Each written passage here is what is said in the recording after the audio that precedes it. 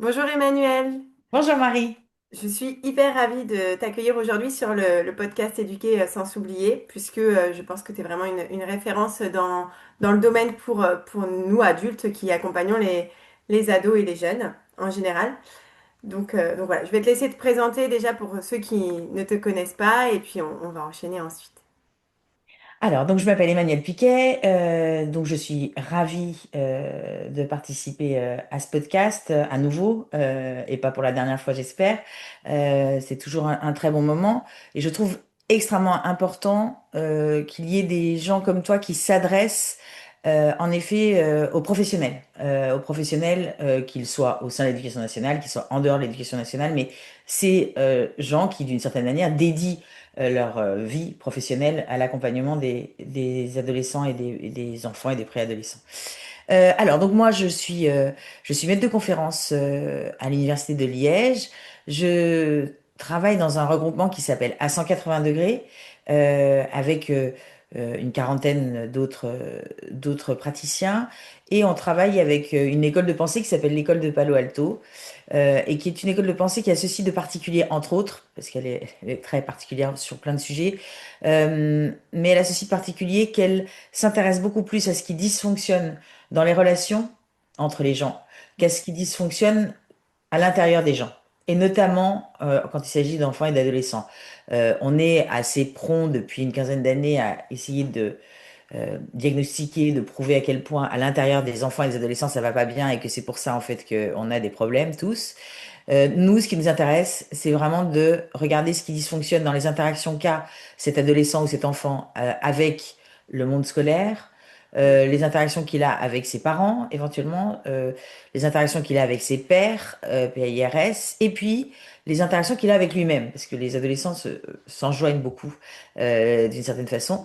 Et donc, l'école de Palo Alto va travailler à essayer de faire en sorte que ces relations quand elles sont dysfonctionnelles, en ce sens qu'elles génèrent de la souffrance, d'un côté, de l'autre ou des deux, parce que parfois ce sont des relations qui font souffrir les deux parties, comment rendre ces relations plus fonctionnelles. Super. C'est du coup vraiment des études sur les différents systèmes de la vie d'un ado, quoi, pour faire...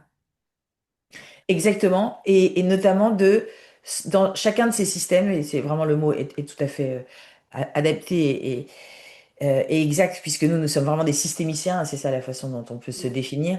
C'est vraiment en effet de se dire, tiens, ce système-là a des règles du jeu propres, qui sont pas les mêmes que celui du système familial, ou qui sont pas les mêmes voilà, que celui du système avec les enseignants. Comment ces règles-là, d'une certaine manière, génèrent de la souffrance à certains moments, comment est-ce qu'on peut contribuer à essayer de les modifier, et à chaque fois c'est très différent. Et puis parfois il y a vraiment des systèmes dans lesquels l'adolescent souffre et des systèmes dans lesquels il ne souffre pas. C'est ça, ouais, complètement. Donc aujourd'hui, on va se retrouver pour parler d'un sujet qui est comment aider, en fait, comment accompagner un jeune à prendre ses propres décisions sans les prendre à sa place. Avant d'aborder le sujet, si on peut faire un petit topo sur les relations qu'ont les ados avec ces adultes qui les entourent, ce que toi tu en penses et comment ça se passe selon toi.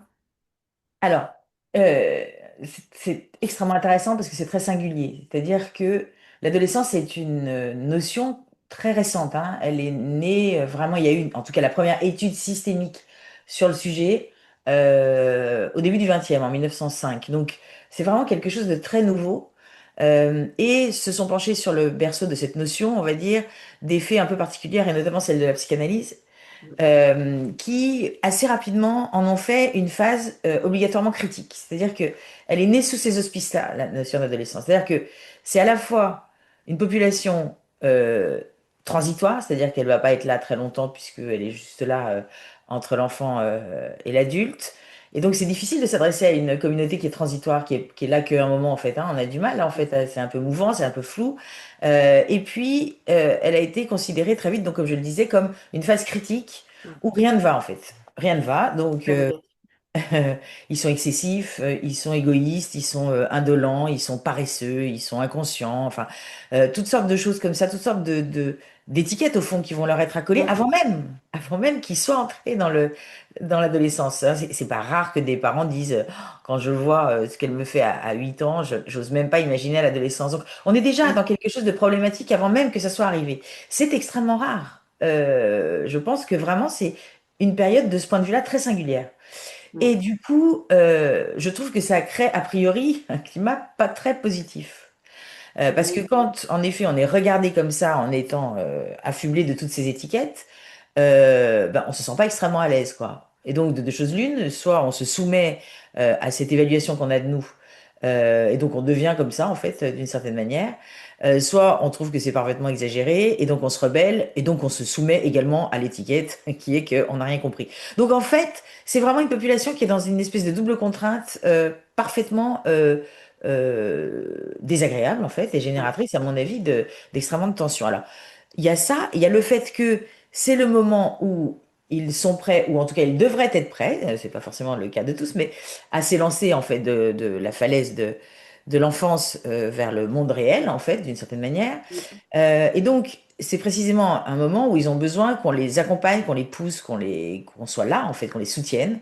Mm. Et c'est plutôt une phase où on est en train d'essayer de les tirer par la capuche en disant attention, tu vas trop vite, Oui, c'est ça. en leur faisant des reproches, en disant attention, tu es beaucoup trop excessif, etc. Et c'est comme si on se met au fond des embûches sur cette dernière phase avant le décollage, comme si au fond, sans le vouloir, d'une certaine manière, on leur bloquait les ailes.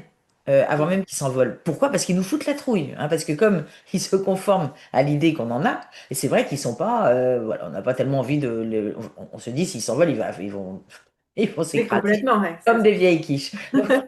Donc c'est logique hein, que les parents fassent ça.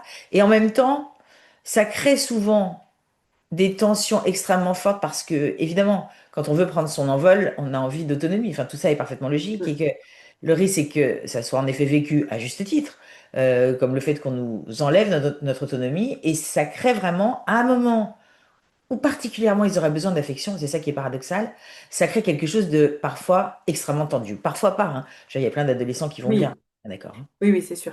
C'est marrant parce qu'on voit vraiment cette image de parents ou de pros qui ont envie que les jeunes soient autonomes, responsables, etc. Et en même temps, cette image où, en effet, ils tiennent vraiment la capuche, ils veulent faire à leur place et c'est ouais, c'est hyper imagé, je trouve. Du coup, si on entend, tu parles souvent aussi de parents hélicoptères, et est-ce que ça, c'est quelque chose qui peut aussi se voir du côté pro ou pas, selon toi? Oui, alors, tout à fait. Alors là, vraiment, mais en plus, c'est hyper logique parce que qu'est-ce qu'ils font les parents quand ils viennent nous voir, nous, par exemple?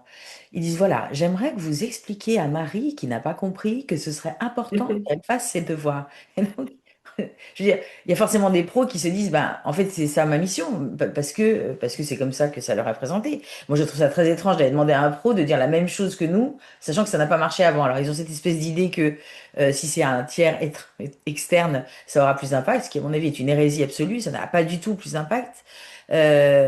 Donc, oui, je pense que on est vraiment à la fois euh, pour un certain nombre, très méprisant, voilà, très vraiment aucun intérêt, vivement qu'ils grandissent, hein, un peu, il y a quand même ça, pas les pros, hein. Et les pros qui sont dédiés, en revanche, eux, c'est plus, fais-moi confiance, nous allons faire un contrat ensemble, je suis là de ton côté, je suis là pour me battre avec toi et tout ça. Mais quand je forme, moi, mes étudiantes et étudiants, je les filme en début de formation, hein, je les filme quand on les met en jeu de rôle face à un adolescent. Et elles sont littéralement recourbées vers l'ado. Et l'ado, lui, est de plus en plus en fond de chaise, en train de se gratter les testicules, hein, globalement. Et on voit cette espèce de mouvement en avant comme ça du pro qui veut vraiment convaincre en fait l'adolescent de le suivre voilà, dans ses conseils. Et l'adolescent qui n'a pas du tout envie, mais qui est gentil, donc il ne le dit pas de façon explicite. Et je leur dis, je veux vraiment que vous ayez comme une sorte de velcro sur votre dos, avec un velcro sur le siège, pour que vous restiez en fond de chaise en disant, au fond, c'est toi qui sais, en fait. Mm. Et ça, c'est ultra dur chez les pros, parce que les pros, s'ils ont choisi ce métier d'aider les adolescents, c'est qu'ils adorent les adolescents. Et donc, ils ont envie de les aider à revenir sur le bon chemin, par exemple, à certains moments, ou Ouais. à stopper des comportements délétères, ce qui est parfaitement logique, hein, bien entendu. Mais je pense que même si c'est beaucoup plus affectueux, il n'en reste pas moins que c'est très, très en surplomb, très descendant, en fait. Oui, Très, c'est très je descendant. sais, moi je sais, toi tu es un petit adolescent qui ne sait pas. comme le prouvent tes comportements, tout à fait problématiques. Donc, je crois que, moi, ce que je crois, c'est que on arrive vraiment à faire des choses hallucinantes en matière d'apaisement des souffrances de l'adolescent, puisque c'est bien ça dont il s'agit, et de leurs parents aussi, bien entendu, euh, en se disant, en fait, dans cet être, en effet, hybride, pour l'instant, il y a un enfant et un adulte, et ce que je vais essayer de faire, c'est de m'adresser à la partie adulte, Ouais. qui n'est pas très visible, Non, pour c'est des sûr. raisons parfaitement physiologiques, hein. Et pour autant, je pense que c'est vraiment à cette partie-là qu'il faut le plus s'adresser. Pour éviter justement cette partie descendante. Exactement. Parce que quand on leur parle d'adulte à adulte, on est équilibré d'une certaine Mm. manière. Et ça les touche beaucoup parce que c'est extrêmement rare. Oui. Ils ont l'impression aussi de prendre une autre place à nos yeux, quoi, enfin de se sentir considérés peut-être. Absolument. Et puis, ça fait partie de quelque chose qui est extrêmement important quand on commence à prendre son autonomie, c'est la responsabilisation. C'est-à-dire que Mm. on ne peut pas à la fois être dans cette injonction paradoxale qui consiste à dire à nos ados, il faut que tu sois autonome, c'est qui est ridicule, hein, on est d'accord, puisque en fait, c'est une injonction paradoxale en ce sens que soit ils obéissent et donc ils sont autonomes, mais sauf qu'ils obéissent, donc ils sont pas autonomes, Mm. soit ils refusent et donc ils sont pas autonomes. Donc en fait, c'est une injonction soit autonome à laquelle ils ne peuvent répondre que par une léthargie accrue. Oui, Parce que c'est quoi ça. qu'ils fassent, ils sont pas autonomes.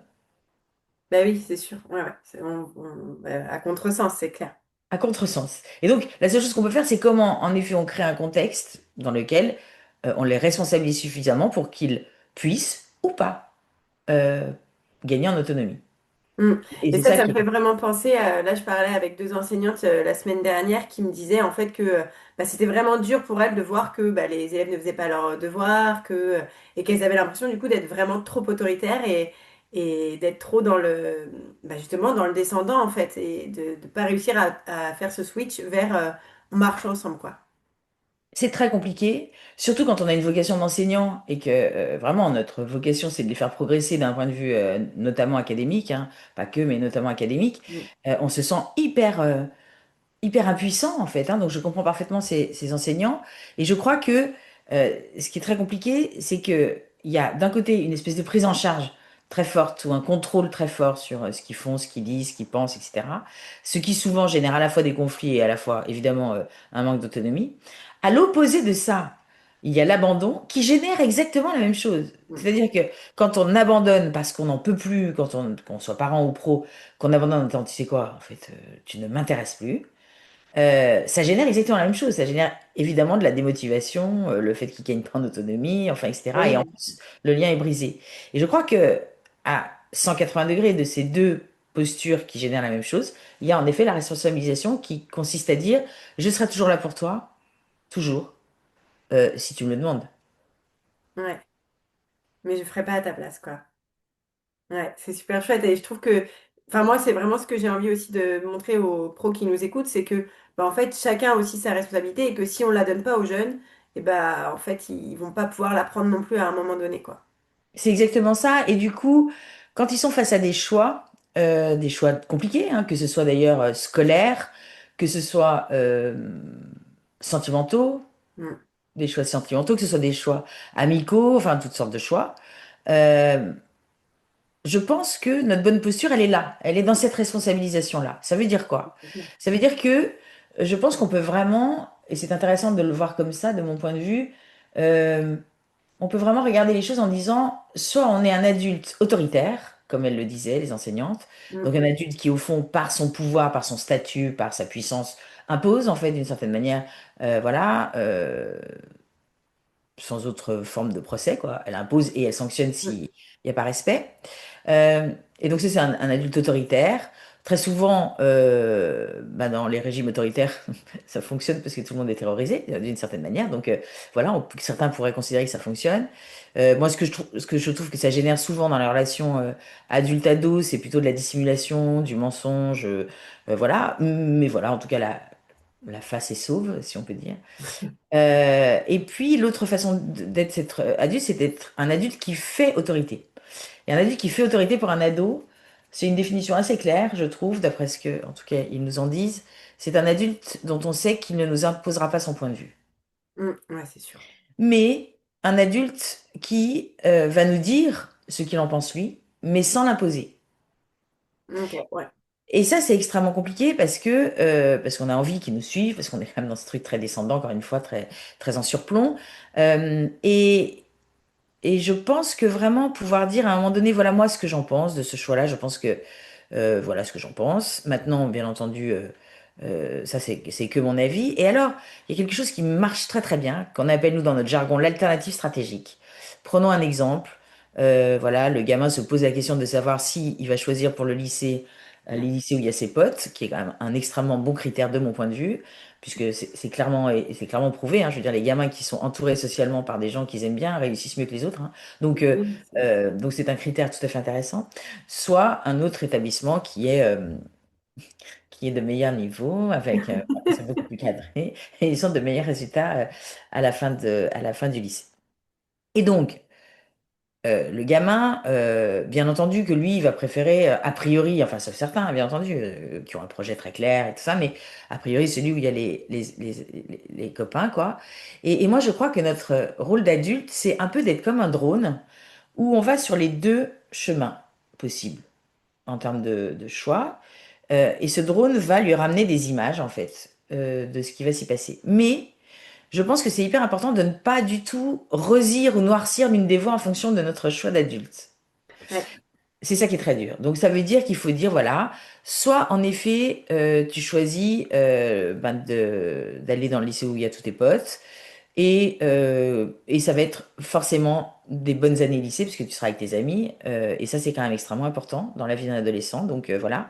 Sans doute que ce sera moins exigeant et que peut-être tu auras un moins bon dossier. Voilà, c'est sans doute le point négatif, mais en même temps, tu peux aussi avoir un excellent dossier, et quel que soit l'établissement, un excellent dossier, ça fonctionne. Donc voilà, ce sera sans doute, peut-être qu'il y aura des portes qui se fermeront alors que tu aurais souhaité qu'elles restent ouvertes, mais je dirais que c'est ça le risque. Soit en effet, tu décides de prendre ce lycée et sans doute toutes les portes te seront ouvertes.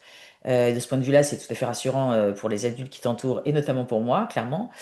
En même temps, clairement, si tu es malheureux socialement parce que tu n'as aucun ami et que c'est compliqué de s'en faire, voilà, tu passeras pas 3 belles années de lycée et donc peut-être que ces portes se fermeront à cause de ça. Donc en fait, je pense que dans les deux voies, il y a quelque chose de risqué. Il y a aussi des ouais, éléments positifs. Et alors c'est ça cette phrase que je voudrais que les pros retiennent parce qu'elle est très dure à dire. Hein. Je n'arrive pas à leur faire dire hein, la plupart du temps quand je leur fais répéter. Il faut terminer en disant, ce qui est sûr, c'est que tu sais bien mieux que moi ce qui est bon pour toi. ouais, c'est super dur à dire, c'est sûr. Ils détestent, ils sont là. Donc je la fais répéter. Hein. Les parents pareil, répétez après moi. Imaginez que je suis votre adolescent de quatrième à moitié acnéique et extrêmement désagréable. Et dites-moi, Timothée, je sais mieux, ils n'arrivent pas à dire la phrase. C'est étonnant. Ouais, c'est sûr. Je pense que tous les parents vont s'entraîner après avoir entendu le podcast. Et, euh, et en fait, je trouve que c'est hyper aussi marquant pour tout ce qui va être orientation scolaire parce que qu'on soit pro ou parent, on a cette problématique qui arrive avec les jeunes. Et moi, j'avais fait un mémoire, je me rappelle, en Master 2 là, sur justement l'orientation subie et les conséquences que ça peut amener. Et en effet, je pense que l'analyse, enfin, tout ça, le fait de pouvoir leur laisser aussi le choix va pouvoir vraiment les aider, quoi. Complètement. Et alors, c'est pas forcément facile parce que surtout des adolescents qui ont été très pris en charge jusque-là. Mm. Euh, Tout à coup, la liberté arrive et la liberté, ça fait peur, hein. Je veux dire, c'est pas que positif, la liberté. Donc du coup, je pense qu'il faut leur apprendre à frayer avec la liberté depuis longtemps. Parce que, en fait, ce qui se passe, et sans doute tu l'as parfaitement vu dans ton mémoire, en tout cas, moi, c'est ce que je constate en clinique, c'est que ils sont poussés comme ça, voilà, jusqu'au bac, ça, jusqu'à une orientation qui serait à peu près génératrice d'employabilité, hein, parce que c'est quand même un peu le critère. Mm. Et là, ils se retrouvent en première année post-bac. Je crois que c'est 40% des gamins qui changent de filière après la première année post-bac. C'est monstrueux parce que là, ils se retrouvent dans un truc où, alors en plus, donc non seulement ils ont fait aucun choix parce qu'on les a poussés, pris en charge, contrôlés, etc. Ils sont totalement léthargiques globalement, hein. Mm. Ils sont démusclés en fait, quoi, d'une certaine manière. Donc ils arrivent à la fac. Là, ils sont totalement démusclés et là, il se passe rien en termes de prise en charge. Et Dieu soit loué, parce que je trouve qu'à un moment donné, il faut s'arrêter. Et là, alors vraiment, enfin, je veux dire, ils prennent une espèce de grosse baffe Bien sûr. Mm. problématique. Mais en plus de ça, ils savent pas se faire cuire un œuf, globalement. Donc, je veux dire, sur tous Oui, les mais c'est territoires de sûr. leur vie post-adolescente, ils sont, et vraiment, il y a des dépressions, hein. Moi, j'ai vraiment des dépressions en première année post-bac à cause de ça, parce que la chute, du coup, si on reprend notre métaphore de la falaise, bah, comme on les a tirés par la capuche beaucoup et beaucoup freinés, bah, il faut un saut qui n'est pas des plus majestueux, pour rester poli. Mm. C'est sûr. Et donc, du coup, qu'est-ce que toi, tu pourrais conseiller à, par exemple, à un pro qui a un élève qui sait pas du tout ce qu'il veut faire et qui voit bien qu'il n'est pas dans la bonne orientation, par exemple, un élève de lycée pro qui n'est pas dans la bonne orientation, qu'est-ce que il pourrait faire pour l'accompagner sans décider à sa place, en fait? Bah, c'est-à-dire que déjà, je pense qu'il faut verbaliser ça, c'est-à-dire lui dire, est-ce que toi, parce que moi j'ai l'impression que cette filière-là, alors moi j'ai plutôt l'inverse, hein, plutôt des gens qui sont en filière générale, parce Mm. que papa, maman, voilà, trouvaient, à juste titre, c'est pas du tout un reproche, mais Souvent ça. que c'était beaucoup plus rassurant en fait pour la suite, etc. Qui se sont vraiment forcés parce que la relation était bonne avec leurs parents et que donc ils font extrêmement confiance tout en ne ressentant rien à l'intérieur d'eux-mêmes, ni en termes de désir, ni en termes de plaisir, avant même et puis pendant évidemment, étant du coup en échec avec une autodéception qui est souvent une émotion très mal gérée et qui vraiment génère souvent des évitements limite phobiques hein, des jeunes adultes.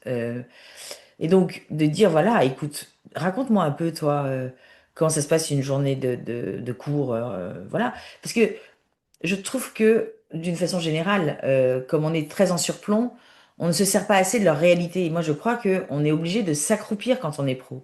S'accroupir Ouais. à côté d'eux. Et pour s'accroupir à côté d'eux, une bonne façon, c'est de leur demander de nous raconter ben, ce qu'ils vivent, comment ça se passe. Et donc, en effet, s'ils commencent à dire, ben moi, ça m'ennuie, en fait. Je veux dire, je m'ennuie terriblement. Donc, j'essaie de me concentrer, mais je pars vraiment. Voilà, et puis le soir, je me dis, il faut que je recommence sur des trucs qui m'intéressent pas, je comprends pas, je me sens nulle et tout ça. Mm. Bon, là, il faut dire, donc, en fait, et t'as l'impression que c'est de pire en pire. Ouais, c'est de pire en pire, j'ai de moins en moins envie d'y aller, d'ailleurs, je commence à sécher, etc. Je crois qu'il faut dire, en fait, le problème, c'est que plus on se force à avoir du désir pour quelque chose, et moins on en a. Ouais.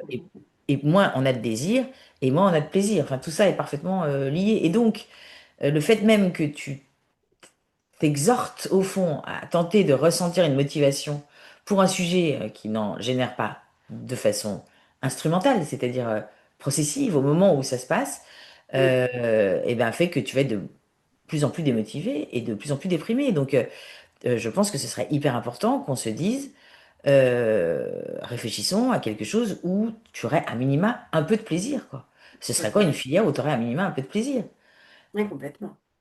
C'est comme ça qu'après, ils vont pouvoir aussi trouver la motivation et pouvoir s'épanouir dans, bah, dans leur cursus scolaire, quoi. C'est ça, et puis surtout, je trouve, même si ça marche pas la deuxième fois, parce que voilà, et puis bon, il faut aussi arrêter avec cette injonction du métier plaisir et des études plaisir à 100%, parce que je crois que ça n'existe pas, le C'est métier sûr. passion, là, on a toute une génération qui a beaucoup bassiné ces enfants avec ça en disant, moi, ce que je souhaite, c'est que tu Oui, t'épanouisses dans ton travail, tout ça. Un travail, par définition, il y a au moins 20% d'ultra pénible, hein, d'ultra bien sûr. chiant. Et c'est pareil Mm. pour une scolarité. Mais même si la deuxième fois, c'est pas exactement ça, le simple fait qu'un pro qui fait autorité pour lui, il faut qu'il Mm. fasse autorité évidemment, qu'un pro lui dise, je pense qu'il faut que tu écoutes ce que tu ressens toi, mais c'est énorme. C'est tellement rare en fait. Ouais, pour eux, oui, c'est sûr, ouais. C'est vraiment. Et puis, ils vont vraiment se sentir bah, comme une personne considérée, quoi. C'est Comme vrai. un adulte. Mm. Oui, complètement. Ok, super, merci. Et du coup, par rapport aux relations, juste quand on n'approuve pas forcément une relation, par exemple, on entend souvent des parents dire qu'ils apprécient pas le copain ou la copine ou enfin peu importe quoi. Comment du coup on peut se placer sans aller influencer le choix en fait du jeune? Alors, je crois qu'il faut être parfaitement clair là-dessus parce que c'est en effet un problème tout à fait récurrent, que ce soit d'ailleurs sentimental Ou ou amical, hein. amical, hein. Je veux dire, les Mm. parents sont très très interventionnistes là-dedans pour plein de raisons, d'inquiétude, en se disant nanana. Parfois aussi parce qu'ils trouvent que l'autre n'est pas à la hauteur de leur progéniture, hein, ce qui est un tout petit peu moins émotionnel, on va dire, et plus de l'ordre de la vision du monde. Euh, je crois que il faut vraiment avoir en tête cette idée que on est tous dans des relations qu'on tient par un fil. Voilà, il faut les symboliser comme ça, je pense, pour bien comprendre la métaphore. Donc, toi et moi, Marie, avons une relation, on la tient chacune par un fil, et donc on a un impact dessus. Mm. Voilà. Si tout à coup quelqu'un arrivait dans cette relation en disant non, en fait ça va pas cette relation, je trouve que il faudrait que ça soit un peu différent ou voilà ou que ça s'arrête d'ailleurs. La plupart du temps, ça génère exactement l'inverse de ce qu'on veut. C'est-à-dire que comme on ne tient pas cette relation par un bout, elle n'est pas à nous en fait, Mm. on fait des nœuds, donc on fait l'inverse de ce qu'on voudrait en fait dans cette relation. Et donc, je crois vraiment qu'il faut rester en retrait des relations qui ne sont pas celles sur lesquelles on a un impact. Ouais. C'est très dur parce que c'est très féminin ça de faire ça, hein, d'aller se mêler de relations qui ne sont pas les nôtres. Donc dans les fratries notamment, par exemple les fratries recomposées, c'est très drôle. Enfin drôle, pas du tout. Enfin je veux dire, au bout du compte, c'est pas drôle, mais c'est quand même invraisemblable de voir à quel point c'est improductif et à quel point on continue à faire ça. Euh, mais de la même façon d'ailleurs qu'au sein de l'éducation nationale, quand en effet des profs interviennent en disant tu devrais t'entendre bien avec lui parce qu'il est tout seul le pauvre, on sait très bien que ça ne fonctionne pas parce que c'est le même mouvement en fait. En revanche, euh, si en effet l'enfant, l'adolescent dit je suis en énorme souffrance dans cette relation amoureuse ou d'abord, il faut qu'il le dise, encore une fois, en ayant le sentiment qu'il va pas être jugé et qu'on va pas lui dire, eh ben, qu'est-ce que je te dis depuis 2 mois que c'est une conne? Je veux dire, C'est sûr. parce que ça, vraiment, c'est quand même le pire. Ouais. C'est vraiment de dire, d'écouter cette souffrance, encore une fois, de dire c'est horrible, est-ce que tu as besoin de moi? Est-ce que tu veux juste m'en parler? Est-ce que tu as besoin qu'on y réfléchisse? Mais toujours lui donner la possibilité de s'emparer de notre cerveau comme d'un outil Mm. à Ouais. disposition. Ok. Et de lui laisser du coup la responsabilité aussi de la relation et du choix. Exactement. Ok. Hyper intéressant, très très intéressant. Bah, merci beaucoup. Mais c'est moi. Au niveau du coup des choix, l'idée qu'on pourrait en retenir, ce serait de les responsabiliser. Si Voilà, vous... vraiment, en faisant ce drone, hein, je pense il faut bien garder ça en tête. Sur un choix, il y a souvent deux possibilités. Parfois, il peut y en avoir trois, mais en tout cas, il y en a deux qui se ressemblent souvent, enfin deux qui s'opposent souvent, et donc, au contraire. Et donc, nous, on doit être ce drone qui va voir avec lui, ou qui lui ramène les images, ou qui l'aide à aller faire voler ce drone, peu importe, pour aller voir un peu ce qui pourrait s'y passer en termes de risques, d'inconvénients, de renoncement de chacun des deux côtés, sans essayer Mm. d'imposer un des deux côtés, et de dire, à la fin de cette visualisation de ce que ça pourrait comporter comme risque, inconvénient, renoncement, chacune de ces voies, lui dire, et donc à partir de là, tu sais bien évidemment beaucoup mieux que moi ce qui est bon pour toi. Ouais, cette fameuse phrase qu'il faut bien entrer en nous. Eh bien, merci. Du coup, on va pouvoir conclure là-dessus. On se retrouve, j'espère, bientôt pour l'enregistrement du sommet qui viendra bientôt. Et puis, encore une fois, un grand merci à toi pour ta présence et tout ça. Merci à toi, Marie. Bonne continuation et à bientôt au sommet. Merci, à bientôt.